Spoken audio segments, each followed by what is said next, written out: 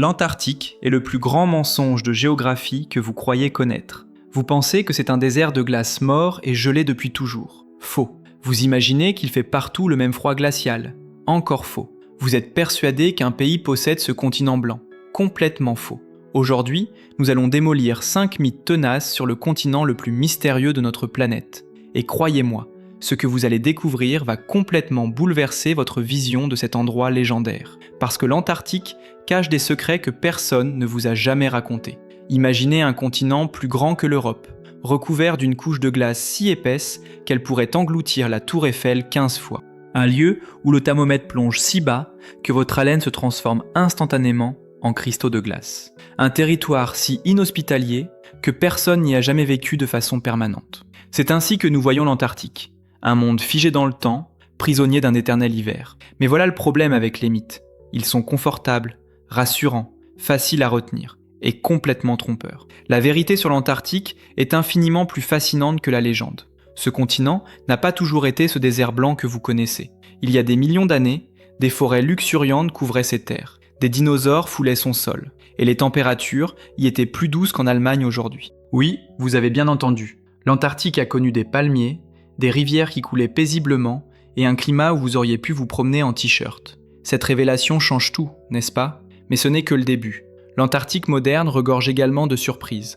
Contrairement à ce que beaucoup pensent, la vie y prospère de façon spectaculaire. Des millions de manchots se regroupent sur ses côtes, des phoques plongent dans ses eaux glacées, et des baleines géantes viennent s'y nourrir chaque été. Les océans qui entourent ce continent abritent une biomasse si abondante qu'elle pourrait nourrir une bonne partie de la planète. Et pourtant, quand vous pensez Antarctique, vous imaginez le vide absolu. Les températures aussi réservent leur lot de surprises. Vous croyez qu'il fait partout moins 90 degrés ? Erreur. Sur certaines côtes, en plein été, le thermomètre grimpe au-dessus de zéro. Des scientifiques ont même enregistré des températures de 20 degrés dans certaines régions. Oui, 20 degrés positifs en Antarctique. De quoi organiser un pique-nique sur la glace si vous aviez le temps entre deux blizzards. Quant à la propriété de ce continent, l'histoire est encore plus complexe. 7 pays revendiquent des portions de l'Antarctique, dessinant sur les cartes des secteurs qui se chevauchent, comme les parts d'un gâteau mal découpé. L'Argentine, le Chili, le Royaume-Uni, la Norvège, l'Australie, la France et la Nouvelle-Zélande affirment tous avoir des droits sur ce territoire. Mais voici le coup de théâtre. Personne ne possède réellement l'Antarctique. Un traité international unique a gelé toutes ses prétentions territoriales, transformant le continent en zone de paix dédiée à la science. C'est le seul endroit sur Terre où les nations ont accepté de mettre leurs ambitions en veilleuse. Un miracle diplomatique au milieu des glaces. Et le changement climatique dans tout ça ? Vous pensez peut-être que l'Antarctique, avec ses milliers de mètres de glace, reste imperméable au réchauffement de la planète. Détrompez-vous. Ce continent est en première ligne face au bouleversement climatique. Des températures records ont été enregistrées ces dernières années.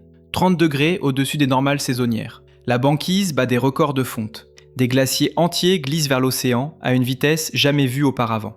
Et si toute cette glace venait à fondre, les océans monteraient de près de 60 mètres. De quoi engloutir la plupart des grandes villes côtières de la planète. Alors attachez vos ceintures, nous allons plonger dans les entrailles glacées de ce continent mystérieux et décortiquer 5 mythes qui façonnent notre compréhension erronée de l'Antarctique. Préparez-vous à découvrir un monde qui n'a rien à voir avec ce que vous imaginez. Mais avant de commencer cette exploration, si vous voulez découvrir encore plus de mystères scientifiques fascinants, abonnez-vous à la chaîne et appuyez sur la cloche.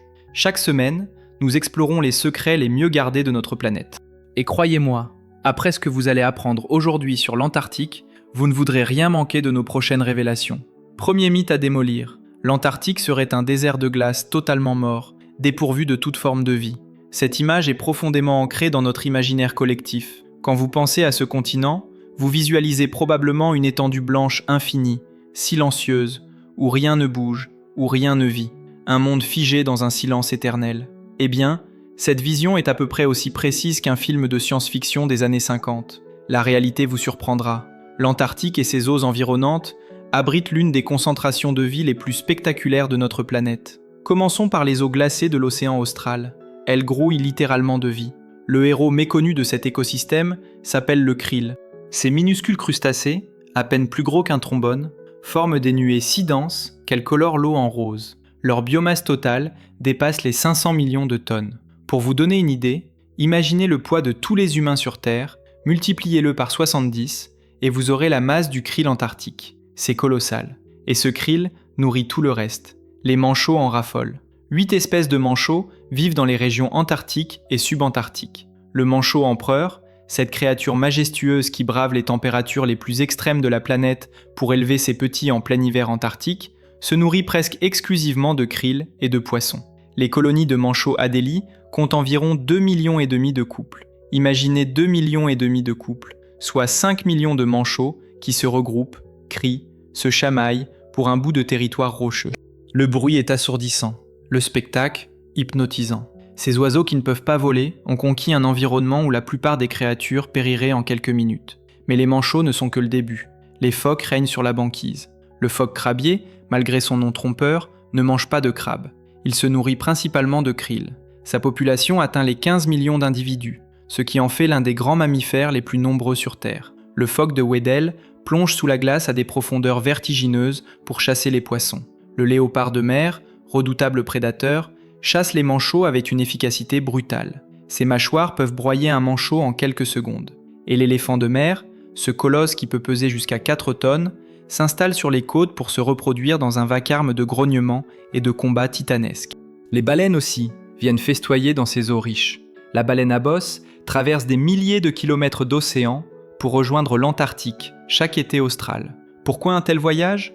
Parce que les eaux antarctiques regorgent de nourriture. Le rorqual de l'Antarctique, la baleine bleue, le plus grand animal ayant jamais existé sur Terre, vient s'y gaver de krill. Une baleine bleue peut engloutir jusqu'à 4 tonnes de krill par jour. 4 tonnes. C'est l'équivalent du poids d'un éléphant, avalé quotidiennement. Les orques chassent en meute, coordonnant leurs attaques avec une intelligence qui ferait pâlir bien des stratèges militaires. Ces prédateurs suprêmes créent des vagues pour faire tomber les phoques des blocs de glace. Une technique de chasse d'une sophistication remarquable. Et ce n'est pas tout. Les oiseaux de mer peuplent le ciel antarctique. Plus de 40 espèces d'oiseaux vivent dans cette région, représentant environ 200 millions d'individus. Les albatros, ces maîtres du vol plané, parcourent l'océan austral sur des milliers de kilomètres sans battre des ailes, surfant sur les courants d'air avec une grâce incomparable. L'albatros hurleur possède l'envergure la plus importante de tous les oiseaux vivants, dépassant les 3 mètres. Imaginez un oiseau dont les ailes déployées sont plus larges qu'une voiture. Les pétrels, eux, peuvent sentir le krill à des kilomètres de distance grâce à leurs narines tubulaires ultra développées. Ces oiseaux sont de véritables machines à voyager, capables de rester en mer pendant des mois sans jamais toucher terre. Mais descendons maintenant sous la surface glacée de l'océan. Là, dans les profondeurs obscures, vivent des créatures qui semblent tout droit sorties d'un film de science-fiction. Les poissons des glaces, par exemple, ont développé un antigel naturel dans leur sang qui les empêche de geler. Leur sang est transparent parce qu'ils n'ont pas d'hémoglobine rouge. Ils absorbent l'oxygène directement à travers leur peau. Des étoiles de mer géantes rampent sur les fonds marins. Des éponges massives, certaines vieilles de plusieurs siècles, filtrent l'eau glacée.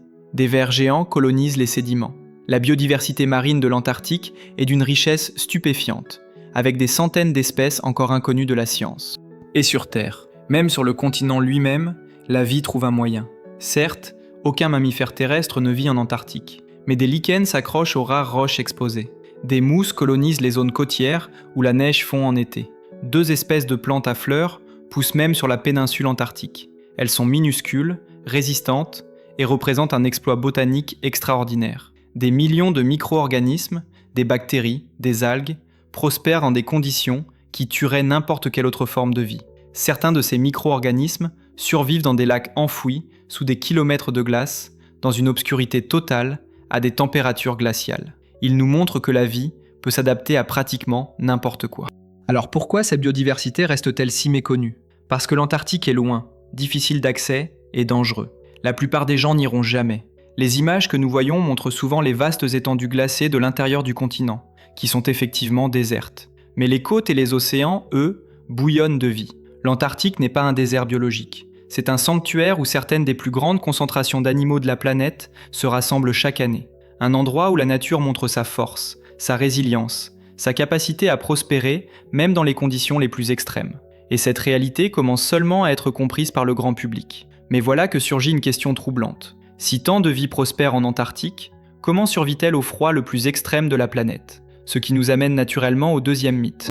Deuxième mythe à pulvériser, il ferait le même froid partout en Antarctique, tout le temps. Vous pensez probablement que l'Antarctique est uniformément glacial, avec des températures constamment inférieures à moins 50 degrés. Cette vision simpliste ignore une réalité bien plus nuancée et fascinante. L'Antarctique n'est pas un congélateur homogène. C'est un continent immense, presque 1,5 fois la taille de l'Europe, avec des variations climatiques spectaculaires. Commençons par le cœur du continent, le plateau antarctique. Là oui, il fait un froid à vous geler le sang dans les veines. La température moyenne annuelle tourne autour de moins 57 degrés. En hiver, de mai à septembre, le thermomètre plonge régulièrement en dessous de moins 80 degrés. Le record absolu, mesuré par un thermomètre au sol, a été enregistré à la station russe de Vostok le 21 juillet 1983, moins 89,2 degrés. À cette température, si vous sortez sans protection, vous mourrez en quelques minutes. Votre peau gèle instantanément. Votre souffle se cristallise avant même de quitter vos lèvres. L'air est si froid qu'il brûle vos poumons comme du feu. Mais grâce aux satellites, nous avons découvert des endroits encore plus glacés. En août 2010, au dôme Argus, les instruments de la NASA ont détecté une température de surface de moins 93,2 degrés. Moins 93,2. À ce niveau, le dioxyde de carbone de l'atmosphère pourrait presque se solidifier. C'est un froid qui dépasse l'entendement humain. Un froid qui transforme l'eau en pierre en une fraction de seconde. Un froid où le métal se brise comme du verre. Mais voici où les choses deviennent intéressantes. Dirigeons-nous maintenant vers les côtes, et tout change. Sur les régions côtières, notamment la péninsule antarctique qui s'étend vers l'Amérique du Sud, les températures sont bien plus clémentes. En été austral, de décembre à février, le thermomètre grimpe régulièrement au-dessus de zéro.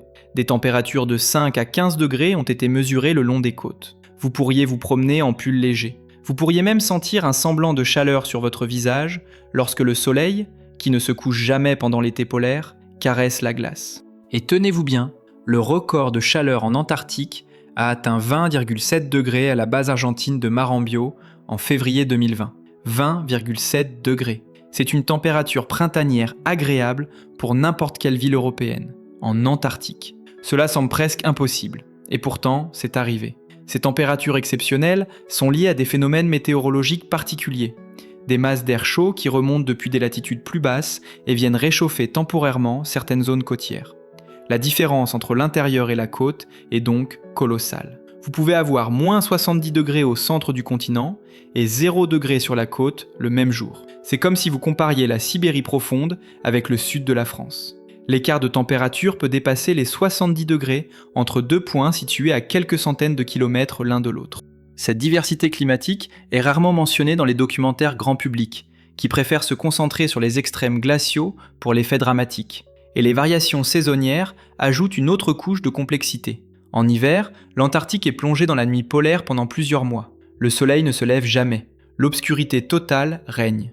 À cette période, les températures s'effondrent. La banquise double la surface du continent, s'étendant sur plus de 20 millions de kilomètres carrés. La glace de mer emprisonne les eaux côtières, transformant l'océan en désert blanc. Rien ne bouge. Le vent hurle à travers le vide glacé, atteignant parfois des vitesses de 300 km/h. Ces vents catabatiques, qui dévalent les pentes du plateau central vers la côte, sont parmi les plus violents de la planète. Ils peuvent renverser des véhicules, arracher des structures métalliques et rendre toute activité extérieure mortelle. Puis vient l'été. Le soleil réapparaît, et cette fois, il ne se couche plus pendant des mois. 24 heures de lumière continue. La banquise se disloque, libérant les eaux. Les températures grimpent. Sur certaines côtes, la neige fond, révélant la roche nue en dessous.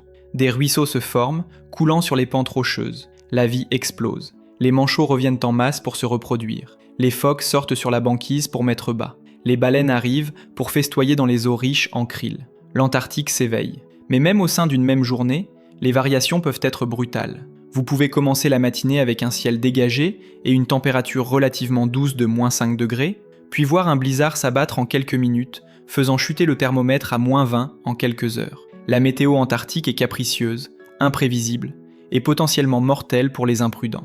Les scientifiques qui travaillent dans les stations de recherche apprennent vite à ne jamais sous-estimer le continent. Et puis il y a l'effet du vent sur la température ressentie. Avec des vents de 80 km/h, une température de moins 30 degrés est ressentie comme moins 52. Votre corps perd sa chaleur à une vitesse vertigineuse. L'engelure peut survenir en moins de 10 minutes. C'est pourquoi les expéditions polaires considèrent le vent comme un danger aussi important que le froid pur. Sans protection adéquate, vous ne survivez pas longtemps dehors, même si le thermomètre affiche des températures qui sembleraient supportables ailleurs. L'Antarctique est donc un continent aux multiples visages climatiques. Un endroit où vous pouvez trouver le froid le plus extrême jamais mesuré sur Terre, mais aussi des zones où les températures estivales permettent à des plantes de pousser. Un endroit où les variations de température entre régions dépassent tout ce que vous pourriez imaginer. Dire qu'il fait toujours le même froid partout en Antarctique, c'est comme dire qu'il fait toujours le même temps en Europe. C'est une simplification grossière qui ignore la complexité fascinante de ce continent. Mais attendez, si les températures peuvent atteindre 20 degrés en Antarctique aujourd'hui, cela soulève une question vertigineuse. Comment était ce continent il y a des millions d'années? Était-ce déjà un monde de glace? La réponse va vous stupéfier. Troisième mythe à faire voler en éclats. L'Antarctique aurait toujours été ce désert glacé que nous connaissons aujourd'hui. Cette croyance est probablement la plus éloignée de la vérité, parce que l'Antarctique a connu un passé que personne n'oserait imaginer en regardant ses étendues glacées actuelles. Un passé où la vie luxuriante couvrait ses terres, un passé tropical. Oui, vous avez bien entendu, tropical. Remontons le temps jusqu'à 90 millions d'années en arrière, pendant le Crétacé moyen. À cette époque, l'Antarctique était méconnaissable. Des forêts marécageuses recouvraient ce qui est aujourd'hui la glace éternelle. Des conifères géants s'élevaient vers le ciel. Des fougères tapissaient le sol forestier. L'air était doux et humide. La température moyenne annuelle tournait autour de 12 degrés, soit à peine plus que l'Allemagne actuelle. En été, le thermomètre grimpait jusqu'à 19 degrés. Vous auriez pu vous promener en chemise légère dans les forêts antarctiques du Crétacé. Vous auriez entendu le bruissement des feuilles, le chant des insectes, le clapotis des rivières qui serpentaient entre les arbres. Comment savons-nous tout cela? Grâce à des découvertes scientifiques extraordinaires. En 2019, une expédition menée par le docteur Johann Klages de l'Institut Alfred Wegener a foré le fond marin près de l'île Pine, à environ 74 degrés de latitude sud, pas très loin du pôle sud actuel. Là, sous des mètres de sédiments, ils ont trouvé quelque chose d'incroyable, des fragments d'ambre. De l'ambre, cette résine fossilisée qui piège et préserve les formes de vie anciennes. Ces morceaux d'ambre, datant de 92 à 83 millions d'années, provenaient d'une forêt de conifères. Ils ont également découvert du lignite, un type de charbon humide qui se forme à partir de végétation décomposée. Et dans ce lignite, des pollens, des spores, des réseaux denses de racines, les traces indéniables d'un écosystème forestier prospère. Mais ce n'est pas tout.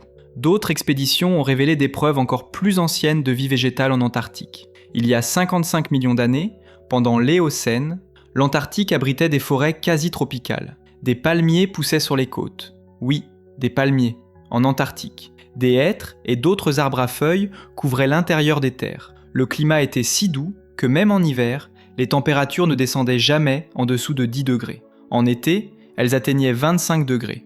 Imaginez cela. Des plages de sable bordées de palmiers, des forêts denses bruissant de vie, des rivières chaudes coulant vers un océan tempéré. C'était l'Antarctique d'il y a quelques dizaines de millions d'années. Et ce passé tropical a laissé des traces partout. En 1968, le paléontologue américain Edwin Harris Colbert a découvert des fossiles de dinosaures au Graphite Peak, à 650 km du pôle sud actuel. Des dinosaures, en Antarctique. Ces découvertes prouvent que les dinosaures parcouraient ces terres lorsque le climat le permettait. Ils chassaient, se reproduisaient, mouraient, sur un continent qui n'avait rien à voir avec le monde gelé d'aujourd'hui. Cela change complètement notre perception de l'Antarctique, n'est-ce pas? Mais comment un tel changement a-t-il pu se produire? Comment l'Antarctique est-il passé d'un paradis verdoyant à un enfer glacé? La réponse réside dans la tectonique des plaques et les changements climatiques globaux. Il y a environ 34 millions d'années, l'Antarctique s'est séparé de l'Amérique du Sud et de l'Australie. Cette séparation a permis la formation du courant circumpolaire antarctique, un gigantesque courant océanique qui tourne autour du continent, l'isolant thermiquement du reste du monde. Les eaux chaudes des tropiques ne pouvaient plus atteindre l'Antarctique. Le continent a commencé à se refroidir. Les niveaux de dioxyde de carbone dans l'atmosphère ont également chuté progressivement, réduisant l'effet de serre qui maintenait les températures élevées. Et alors, la glace a commencé à se former. D'abord quelques glaciers sur les montagnes, puis des calottes glaciaires qui s'étendaient lentement. La glace reflète la lumière du soleil, renvoyant l'énergie vers l'espace au lieu de la laisser réchauffer la surface. C'est l'effet albédo. Plus il y a de glace, plus la température baisse. Plus la température baisse, plus il y a de glace. Un cercle vicieux qui s'auto-alimentait pendant des millions d'années. Progressivement, les forêts ont disparu, écrasées sous le poids de la glace qui s'accumulait. Les rivières ont gelé. Les animaux ont fui ou se sont éteints, et l'Antarctique s'est transformé en ce continent blanc que nous connaissons. Aujourd'hui, la glace recouvre 98% de la surface de l'Antarctique. Son épaisseur moyenne dépasse 1600 mètres. À certains endroits, elle atteint plus de 4000 mètres. 4 km de glace accumulés au-dessus d'un continent qui était autrefois vert et vivant. C'est vertigineux. Et sous cette glace, les paysages anciens restent préservés, comme figés dans le temps. Des vallées, des rivières fossiles, des plateaux. En 2023, des chercheurs ont même cartographié un paysage entier sous la glace de l'est de l'Antarctique. Un paysage datant d'au moins 34 millions d'années, parfaitement conservé. C'est une archive géologique intacte d'un monde disparu. Cette histoire nous rappelle quelque chose d'essentiel. Notre planète est dynamique. Les climats changent. Les continents dérivent. Ce qui est gelé aujourd'hui était verdoyant hier. Et ce qui est verdoyant aujourd'hui pourrait être gelé demain. Ou l'inverse d'ailleurs. L'Antarctique n'a pas toujours été glacé. Il ne le sera peut-être pas toujours. Ce continent a connu des transformations radicales au cours de son histoire. Et rien ne dit que son état actuel est définitif. La Terre respire, évolue, se transforme sur des échelles de temps qui dépassent notre compréhension immédiate. L'Antarctique en est la preuve vivante. Mais justement, si l'Antarctique a tant changé au fil du temps, qui décide de son destin aujourd'hui ? À qui appartient ce continent aux multiples visages ? C'est là que les choses deviennent vraiment compliquées. Quatrième mythe à déraciner. L'Antarctique appartiendrait à un pays. Beaucoup de gens pensent qu'un pays, probablement une grande puissance, possède l'Antarctique, ou du moins une partie substantielle. Cette vision est totalement erronée. L'Antarctique est le seul continent sur Terre qui n'appartient à personne. Ou plutôt, il appartient à tout le monde et à personne en même temps. Son statut juridique est unique, complexe et franchement fascinant. Remontons un peu dans l'histoire. Au début du XXe siècle, plusieurs pays ont commencé à revendiquer des portions de l'Antarctique. L'Argentine a été parmi les premières, installant une base permanente dès 1904 sur l'île Laurie. Le Royaume-Uni a revendiqué une large portion de la péninsule antarctique. La France a posé sa main sur la Terre Adélie, découverte par Jules Dumont d'Urville en 1840. La Norvège, l'Australie, la Nouvelle-Zélande et le Chili ont tous dessiné leur propre secteur sur les cartes, traçant des lignes imaginaires depuis le pôle sud vers leurs territoires respectifs. Ces revendications se chevauchaient parfois, créant des conflits potentiels. Imaginez 7 pays dessinant des parts de gâteau qui se superposent. C'était une recette pour le désastre. Puis est arrivée l'année géophysique internationale de 1957 à 58. 12 pays ont installé des bases scientifiques en Antarctique pour mener des recherches coordonnées. Cette coopération scientifique a montré qu'il était possible de travailler ensemble sur ce continent malgré les tensions territoriales. Et c'est dans ce contexte qu'est né le traité sur l'Antarctique, signé à Washington le 1er décembre 1959. Ce traité est entré en vigueur le 23 juin 1961. C'était un miracle diplomatique. Que dit ce traité ? Il gèle toutes les revendications territoriales. Aucun pays ne peut revendiquer de nouveaux territoires en Antarctique tant que le traité est en vigueur. Aucun pays ne peut non plus étendre ses revendications existantes. Mais, et c'est crucial, le traité ne force aucun pays à renoncer à ses prétentions. Les 7 pays qui revendiquaient des portions de l'Antarctique peuvent continuer à affirmer qu'ils possèdent ces territoires. Mais les autres pays ne sont pas obligés de reconnaître ces revendications. C'est une sorte d'accord pour ne pas être d'accord. Un statu quo gelé, comme la glace qui recouvre le continent. Le traité stipule également que l'Antarctique doit être utilisé exclusivement à des fins pacifiques. Toutes les activités militaires sont interdites. Pas de base militaire, pas de manœuvres, pas d'armes nucléaires. L'Antarctique est devenue une zone de paix. La liberté de recherche scientifique est garantie. Les résultats scientifiques doivent être partagés librement entre toutes les nations. C'est un modèle de coopération internationale qui n'existe nulle part ailleurs sur Terre avec cette ampleur. Aujourd'hui, 58 pays ont ratifié le traité sur l'Antarctique. Parmi eux, 29 sont des parties consultatives, ce qui signifie qu'ils ont le droit de vote lors des réunions annuelles qui décident des politiques antarctiques. Pour devenir une partie consultative, un pays doit démontrer son engagement envers la recherche scientifique en Antarctique, généralement en établissant une base ou en envoyant des expéditions. Les autres pays sont des parties non consultatives. Ils peuvent participer aux réunions, mais n'ont pas de droit de vote. C'est un système hiérarchique, mais relativement égalitaire comparé à d'autres forums internationaux. En 1991, un ajout majeur au traité a été adopté, le protocole de Madrid. Ce protocole, entré en vigueur en 1998, désigne l'Antarctique comme une réserve naturelle consacrée à la paix et à la science. Toute exploitation des ressources minérales, sauf à des fins de recherche scientifique, est interdite. Cette interdiction est valable jusqu'en 2048 au minimum. Après cette date, elle pourrait théoriquement être levée, mais cela nécessiterait l'accord unanime de tous les pays signataires, ce qui semble hautement improbable. Le protocole de Madrid protège donc l'Antarctique de toute ruée vers l'or, le pétrole ou d'autres ressources qui pourraient se trouver sous la glace. Mais pourquoi ce système fonctionne-t-il ? Parce qu'aucun pays ne peut vraiment contrôler l'Antarctique. C'est trop grand, trop isolé, trop dangereux. Maintenir une présence permanente coûte une fortune. Les conditions sont si extrêmes que seule une poignée de scientifiques y vivent en hiver, quand le continent est inaccessible par bateau pendant des mois. L'Antarctique défie toute tentative de domination. Et paradoxalement, c'est ce qui a permis aux nations de mettre leurs ambitions territoriales de côté et de coopérer. L'Antarctique n'appartient donc à personne. C'est un bien commun de l'humanité, au moins dans les faits, sinon dans les termes juridiques stricts. Un endroit où la science prime sur la politique. Un endroit où les drapeaux flottent côte à côte sans déclencher de guerre. Un endroit qui nous montre que, quand nous le voulons vraiment, nous pouvons mettre nos différences de côté pour protéger quelque chose de précieux. C'est une leçon d'espoir dans un monde souvent divisé. Et cela fait de l'Antarctique non seulement un continent unique géographiquement et climatiquement, mais aussi politiquement. Mais voilà le problème. Ce statut protégé de l'Antarctique suffit-il face aux menaces modernes ? Le changement climatique respecte-t-il les traités internationaux ? C'est là que notre dernier mythe entre en jeu.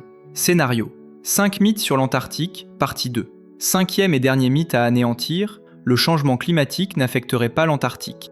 Cette idée persiste chez beaucoup de gens. Après tout, comment un continent recouvert de milliers de mètres de glace pourrait-il être menacé par quelques degrés de réchauffement global ? Cette logique semble tenir la route. Elle est pourtant dangereusement fausse. L'Antarctique est en première ligne face aux bouleversements climatiques. Et ce qui s'y passe actuellement devrait tous nous terrifier. Commençons par les faits bruts. L'Antarctique a connu des épisodes de chaleur totalement aberrants ces dernières années. En mars 2022, une vague de chaleur exceptionnelle a frappé l'est du continent.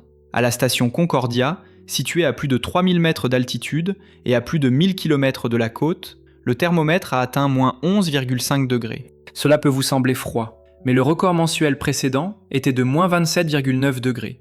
L'écart est stupéfiant, plus de 16 degrés au-dessus du record. À la station russe de Vostok, célèbre pour son record mondial de froid, la température a grimpé jusqu'à moins 17,7 degrés, pulvérisant le précédent record de mars de 15 degrés. 15 degrés d'écart, sur une station qui dispose de plus de 60 ans de données météorologiques. C'est du jamais vu dans l'histoire de la climatologie. Ces températures étaient entre 20 et 30 degrés au-dessus des normales saisonnières. Imaginez cela, 30 degrés au-dessus de la normale, en plein cœur de l'Antarctique. C'est comme si Paris passait brutalement de 15 degrés à 45 degrés en une journée. Ces anomalies ne sont pas des incidents isolés, elles se multiplient. La péninsule antarctique, la partie du continent qui s'étend vers l'Amérique du Sud, s'est réchauffée de près de 3 degrés au cours des 50 dernières années. 3 degrés en un demi-siècle. C'est l'une des zones qui se réchauffe le plus rapidement sur Terre, et les conséquences sont déjà visibles. La banquise antarctique bat des records de fonte alarmants.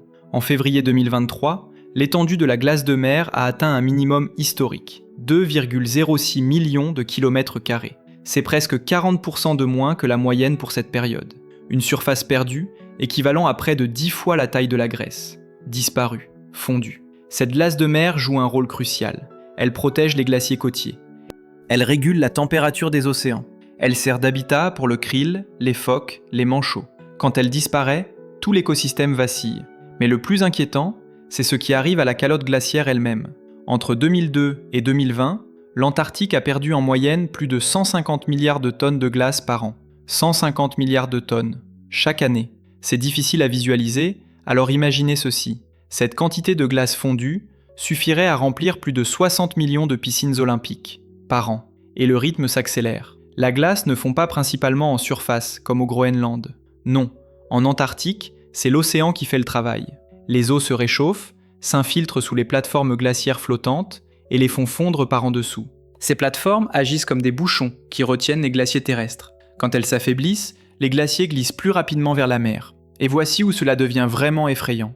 Une étude publiée en 2023 dans la revue Nature Climate Change a révélé que la fonte de certaines parties de l'Antarctique occidentale est désormais irréversible. Même si nous arrêtions toutes les émissions de gaz à effet de serre demain, même si nous respections parfaitement l'accord de Paris, la calotte de l'ouest de l'Antarctique continuera à fondre. Le processus est enclenché. Nous avons franchi un point de non-retour. La calotte de l'Antarctique occidentale contient assez de glace pour élever le niveau des océans de plus de 5 mètres. 5 mètres. La plupart des grandes villes côtières du monde seraient englouties. New York, Shanghai, Tokyo, Mumbai, Amsterdam, submergés. Des centaines de millions de personnes déplacées, des territoires entiers rayés de la carte. Et ce n'est pas tout. Si l'Antarctique oriental, beaucoup plus massif, commençait à fondre de façon significative, nous pourrions voir une élévation du niveau de la mer de 58 mètres supplémentaires. 58 mètres, c'est la hauteur d'un immeuble de 15 étages. Imaginez l'océan montant jusqu'au 15e étage. C'est apocalyptique. Heureusement, l'Antarctique oriental est plus stable pour le moment. Mais avec un réchauffement climatique de 5 degrés ou plus, même lui pourrait commencer à s'effondrer. Et cela prendrait des milliers d'années, certes, mais le processus pourrait devenir inévitable. Le changement climatique affecte aussi la vie en Antarctique. Les populations de manchots déclinent dans certaines régions. Les manchots à jugulaire ont vu leur colonie diminuer de plus de 60% en moyenne au cours des 50 dernières années. 60%. Les manchots adélie ont perdu environ 40% de leurs effectifs. Pourquoi ? Parce que la banquise se réduit, et avec elle, l'habitat du krill. Moins de krill signifie moins de nourriture. Moins de nourriture signifie moins de manchots. La chaîne alimentaire se brise maillon par maillon. Les espèces invasives, autrefois bloquées par le froid, commencent à s'installer dans les zones qui se réchauffent. L'équilibre fragile de cet écosystème unique est menacé. Et puis, il y a les boucles de rétroaction. Plus la glace fond, plus la surface sombre de l'océan ou de la roche est exposée. Ces surfaces absorbent davantage de chaleur solaire que la glace blanche qui réfléchit la lumière. Donc, plus il fait chaud, plus la glace fond. Plus la glace fond, plus il fait chaud. C'est un cercle vicieux qui s'auto-alimente. Le pergélisol antarctique, qui existe dans quelques zones côtières, renferme également du carbone et du méthane. S'il dégèle, ces gaz à effet de serre sont libérés dans l'atmosphère, aggravant encore le réchauffement. L'Antarctique joue aussi un rôle crucial dans la régulation du climat global. Les courants océaniques qui partent de l'Antarctique transportent des eaux froides et riches en nutriments vers le reste du monde. Ces courants font partie d'un système de circulation océanique planétaire qui distribue la chaleur et régule les températures. Mais la fonte massive de la calotte glaciaire libère d'énormes quantités d'eau douce dans l'océan. Cette eau douce, moins dense que l'eau salée, perturbe les courants. Certains scientifiques craignent que la circulation océanique antarctique ne s'affaiblisse, voire ne s'effondre, avec des conséquences catastrophiques pour le climat mondial. Changement des schémas de précipitation, perturbation des saisons de pêche, modification des températures régionales, le chaos climatique. Dire que le changement climatique n'affecte pas l'Antarctique, c'est fermer les yeux sur une réalité qui nous concerne tous. L'Antarctique n'est pas une île isolée, c'est un acteur central du système climatique terrestre. Ce qui se passe là-bas nous affecte ici. La fonte de ces glaces fait monter les océans partout. Le dérèglement de ces courants perturbe le climat global. La disparition de sa biodiversité appauvrit notre planète. L'Antarctique est le canari dans la mine de charbon, et il est en train de suffoquer. Nous avons démoli 5 mythes aujourd'hui. L'Antarctique n'est pas un désert mort, mais un sanctuaire de vie. Il ne fait pas partout le même froid, mais présente une diversité climatique fascinante. Ce continent n'a pas toujours été glacé, mais a connu des forêts tropicales et des dinosaures. Il n'appartient à aucun pays, mais à toute l'humanité par un traité unique. Et le changement climatique ne l'épargne pas, mais le frappe avec une violence terrifiante. Ces révélations changent notre vision de ce continent légendaire. L'Antarctique n'est pas l'endroit figé et immuable que nous imaginions. C'est un monde dynamique, vivant, fragile. Un monde qui a connu des transformations radicales dans le passé et qui en subit de nouvelles aujourd'hui. Un monde qui nous parle si nous prenons le temps d'écouter. Il nous dit que notre planète est interconnectée, que ce qui arrive au bout du monde nous concerne tous, que les mythes confortables doivent céder la place à la réalité, aussi dérangeante soit-elle. L'Antarctique nous enseigne aussi l'espoir. Le traité sur l'Antarctique nous montre que les nations peuvent coopérer, même en pleine guerre froide, pour protéger quelque chose de précieux. Si nous avons réussi cela pour l'Antarctique, pourquoi ne pourrions-nous pas le faire pour d'autres enjeux planétaires ? La biodiversité antarctique nous montre que la vie trouve toujours un chemin, même dans les conditions les plus extrêmes. Les forêts anciennes, ensevelies sous la glace, nous rappellent que rien n'est permanent, que tout change, et que notre responsabilité est de guider ce changement plutôt que de le subir. Alors la prochaine fois que vous pensez à l'Antarctique, ne voyez plus un simple désert blanc au bout du monde. Voyez un continent extraordinaire qui pulse de vie, qui résonne d'histoire, qui détient les clés de notre climat futur. Voyez un témoin du passé tropical de la Terre et un avertisseur de son avenir incertain. Voyez un territoire qui appartient à tous et à personne. Un symbole de ce que l'humanité peut accomplir quand elle choisit la coopération plutôt que la confrontation. Les mythes sont confortables parce qu'ils simplifient le monde. Mais la vérité, aussi complexe soit-elle, est toujours plus fascinante. L'Antarctique en est la preuve éclatante. Et maintenant que vous connaissez ces vérités, vous ne pourrez plus regarder ce continent de la même façon. Vous saurez que sous la glace éternelle se cachent des forêts anciennes, que dans les eaux glacées grouille une vie foisonnante, que les températures varient du froid le plus mortel à la douceur d'un printemps européen, que ce territoire 100 mètres est protégé par la volonté collective de l'humanité, et que son destin, face au changement climatique, décidera en partie du nôtre. Si cette plongée dans les secrets de l'Antarctique vous a fasciné, n'oubliez pas de laisser un like et de vous abonner à la chaîne. Chaque semaine, nous explorons les mystères de notre planète, démolissons les idées reçues et découvrons ensemble les merveilles cachées de notre monde. L'Antarctique n'est que le début, il reste tant à découvrir.